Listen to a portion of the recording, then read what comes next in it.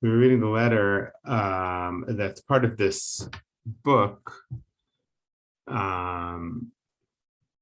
which is, as we mentioned, really one of the first books written in Vilna in 1772. And it is, it's called Zemer Aritzim B'Chorvus Tzurim. And it's a series of letters written about the Chasidim, basically, about how bad they are. I don't think it's the Cherem yet. There is a Cherem, there is an official, and I think that letter is in here. But this part is just kind of a warning, and it seems to be a letter that's written from Vilna, from a group to Brody. And they had talked about that clearly it's an issue. People are drawn to it, but that it's a divergence from Judaism. They're doing handstands during davening. They're davening late. They're not learning Torah, and they're davening instead of Torah. And it's an ecstatic or spiritual phenomenon, and so it's seems to be more than just making people nervous. I mean, they really see it as totally other, and how do they put it? They call it certainly an abomination. That they call it more than once. I don't think they call it avodah zara.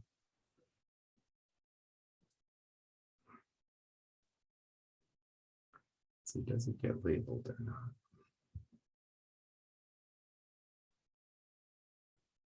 And they say, well, you can't write what they're doing. And so in their minds, is it just kind of an offshoot of more, Shabtai Tzvi and Joseph Frank? Is it?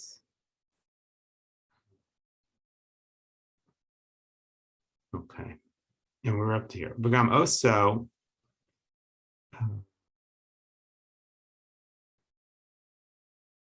Isur. Now, this seems to be the word Isur, which means something forbidden, but it's written as an acronym. Oh, I see. This is a name. So Reb Isur, there were two people that had created this kind of minyan in Vilna of Chasidim, which is sometimes called the Karliner minyan. Rabbi Isser and Rabbi, I don't remember the name of the second one. But here they're making a pun on his name, right? His name is Isser, which is a Yiddish name. But of course, it also means forbidden. So they write, V'gam oso Isser kol l'mosif. In the Gemara, there's such a thing called an Isser kol and an Isser mosif. That is a forbidden act, which is very broad or adds, or something that's forbidden. It has to do with the idea that if you do something forbidden and you do a second thing that's forbidden in the same act, you wouldn't get punished for both, unless the second one has more aspects to it, or is a worse violation. Those are called Isser kol l'mosif. So here they're making a pun on his name, based and there's his name is Isser, but they're also trying to say he's he's forbidden in a very broad way. Chet al pesha, and he has added sin to other kinds of sins. Pesha could be a sin that's involuntary. Chet is a sin that's on purpose, that's bemazed. So he's adding sin to sin. Asru oto b'ma'asar beit hakela, and what you should do is put him in jail. He needs to be beaten, publicly with a rod. Avartem ki shata b'fumli le'enei kol ha'am, and it should be done publicly. L'man yusru kol rishei eretz levilti asot mechukot tovot ha'eleh shenasim, in order to teach the people that this is bad and it should not be done. And eventually he is beaten publicly. Vashem yasim ha'akov l'mishar. I'm not sure if they're saying that it should be done or they actually did it.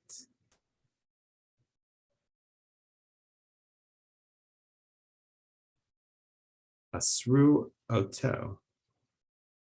Maybe they already did it, actually. It's very possible. They did it very quite at the beginning of this, they did. The Vilna Gaon, if they wanted to put him in stocks, but they didn't do that. They just beat him on Friday afternoon with some kind of rod. In order to stop people, and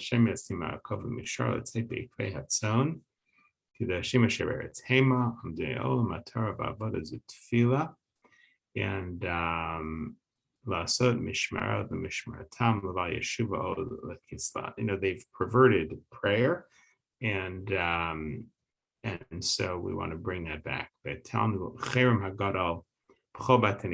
We are putting a cherem, an excommunication, and we're spreading it out into all the shuls on these people of that these folks are not allowed.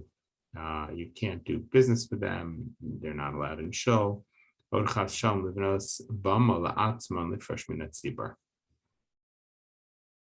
That they cannot build a second, they already have this minion, they cannot build a second one. They can't spread. We have sent this letter to everybody, to the heads of Israel, the heads of Jewish people. This is all a pun on the Megillah. That we need to make boundaries against these Chasidim. In order to rebuild the walls that they've broken down, and to build a wall for the future to prevent their spread. Lest this evil family spread more and cause anger of God upon us.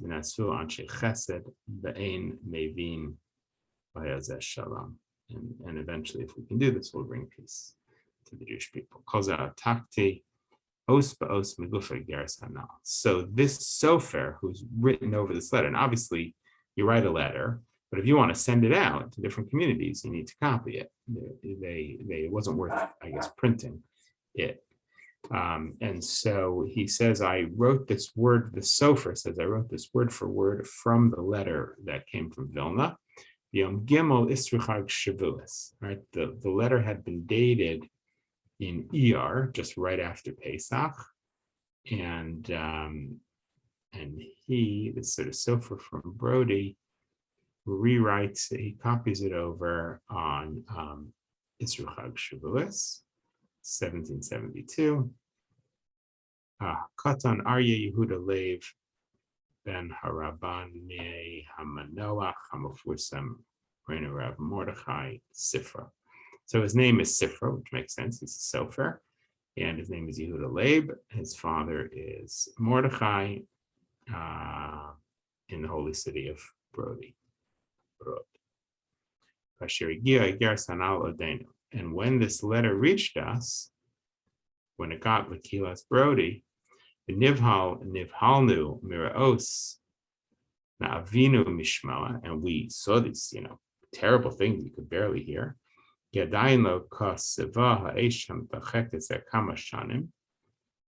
fire that has been burning for a few years already has not gone out.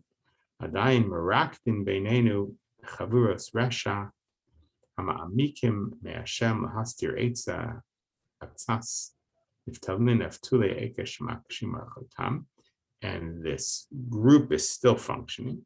And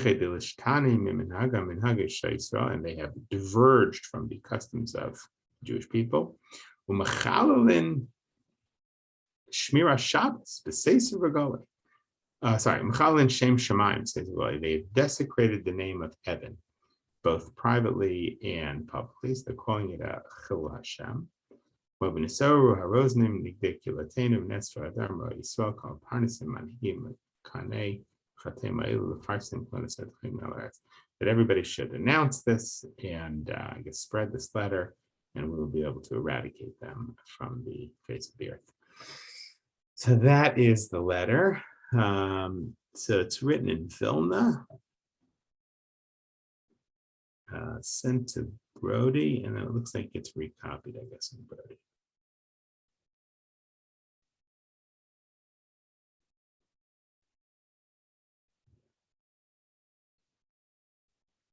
that's the first letter. That's like the first, right? So it's not, it does seem to be kind of like a cherem. It's not really an official cherem, excommunication. It is sort of a warning. It has the language of cherem. And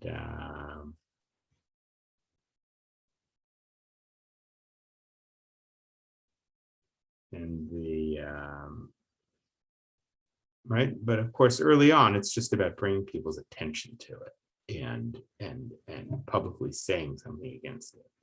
Right, it takes a while to organize and to really have, this obviously we know in our own times, it takes a while to organize and to get people together and to really create a cherem, some kind of official excommunication.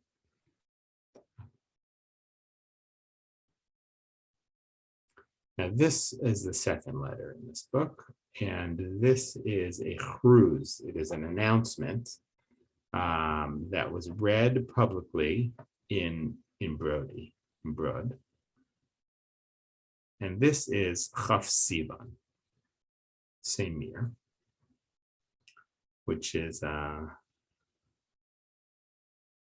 so if this one was copied over, this one reached, this reached Brody some point between right after Pesach and Shavuos, which would be Vav Sivan.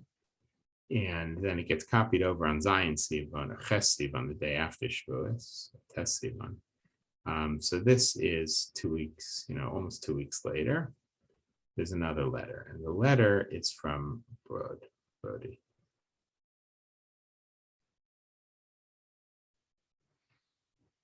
Here's a letter, I guess, to, it sounds like it's to their own community. Obviously, there may have been many shuls there. These are very strong Jewish communities. Elozen kavod haroznim nikidim manhigim b'tziruf hanikidim hamfursamim yichidei skula shapar. It sounds like they got people together. T'mechuza b'muskam asifa shlema machriz midazayin. So they got people together and they created this chruz, this announcement. There's a voice that is being heard in the Jewish camp, among the Jewish people. As Ash is ba'avaynasena harabim. This is all going to be hard. Vider choser v'neir. So because of our sins, there's a choser v'neir is a term which means something has got dissolved and then it's a term from kashrus, and then it re-presented itself. So Gevorn b'kerev amenu kitos v'chaburas. This is, it's we tried to get rid of it and it's just popping back up, and it's all these different groups are emerging, right? Chassidut apparently was not trounced by one letter. Varsh zanin nechlakim mitoch ha'eda hashlama v'hatzdaka. They are changing things from Vider again. Okay, good. Yeah, if your Yiddish is good, let me know. Yeah, Vider choser v'neir. It keeps coming back. Machen sich minhagim hadoshim v'chukim lo tovim. They are making new customs that are and laws that are not good.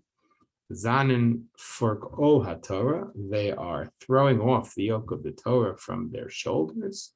V'afkira nechlahu. And they would rather have things be hefker. They would rather have Judaism be anything you want. When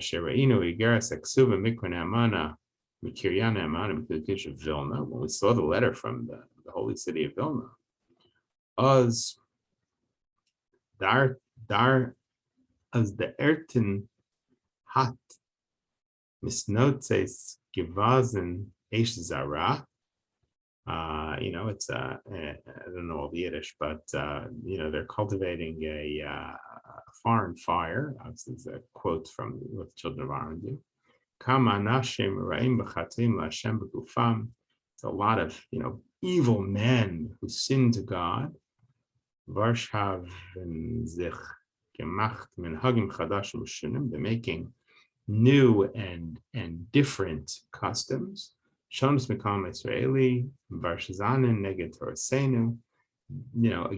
Torah. They're making new customs that are against the Torah. On Haben Maleg Gevazin Aldirachamim Mitzuke Eretz. It's almost like you don't really need the Yiddish. You can see exactly what they're saying. But they're going against the words of the rabbis. When Hashem Yisbarach Hot Rashayim Mefarseim Gevezin Begilui. God wants us to announce the wicked ones in public. Vash ad Hena is Gevazin B'machesh B'mechshach Kol Ma'aseim. It's really sort of, there's not that much Yiddish here. Let's see. What's Gevazin? Darren, do you know? Hena is Gevazin Meshkol Ma'aseim. Not sure exactly what it means. It's Nuim. Was seen, I think. Seen? Was seen, Okay. possibly, yeah. Okay, in all of their deeds, Adomin lePrushim, they are like Prushim, like ascetics, on this Veit Veter Nachmer Niskala Varn. Not sure what that means, but I have to look this up. Asher Kol Nishma Oz, Kol Kilos Shamdinas Lita, Shlem Levosh Bigday Nekam Kinas Hashem Tzavakos. So we have to be zealous for God, to root after them, to get rid of their memory from the earth, to put embers on their head, and to put cherems on them.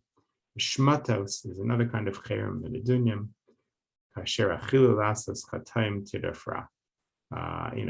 These wicked people are trying to do evil, and so we need to excommunicate them. In the Zelba light Vosh machen sich minhagim chadashim.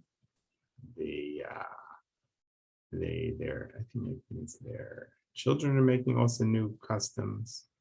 Zanin Banim Bamas Latzmam, they're building their own bamos, their own altars, which means making their own shoals. They're separating themselves from the holy group. Now, this is interesting, right? In other words, this is a new group of Orthodox, of observant Jews, obviously, but they're making their own shoals made for themselves. Yeah, making their own shoals. They're separating, making a new movement. As before the reform, really.